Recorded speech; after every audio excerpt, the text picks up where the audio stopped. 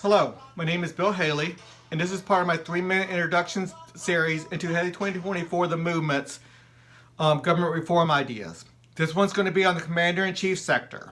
Now you need to know a lot more about how we separate all government power into 30 sectors with distinct elected leadership per sector, and how the foreign protection system has five sectors. The diplomats have a separate sector from the Commander-in-Chief.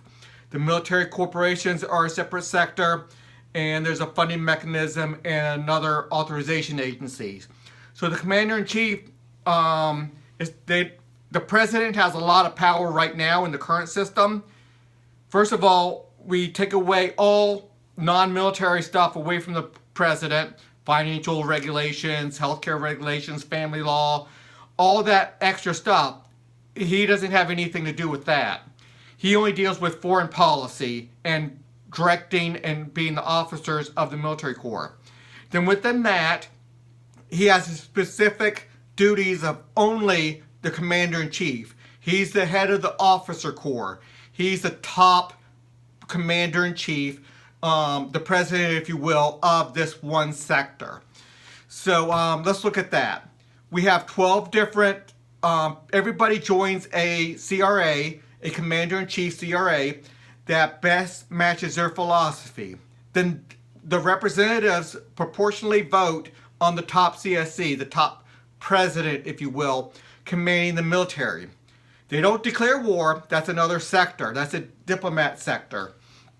The CIC staffs up the full military proportional to their CRA membership. So if you have 10% membership, that you supply 10% of the commanders, of the officers. And now the CSC has the original authority to protect anybody on American soil.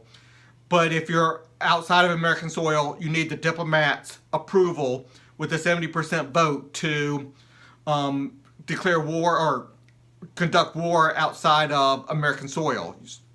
So the DFP authorizes force or declares war outside of American soil. If it's in American soil, you have original authority. The CSC goes and kicks butt and defends Americans on our own soil.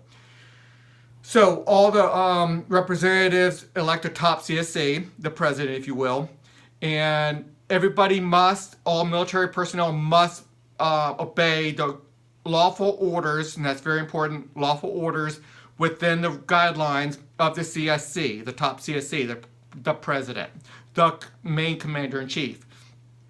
And then there's the authorization agency.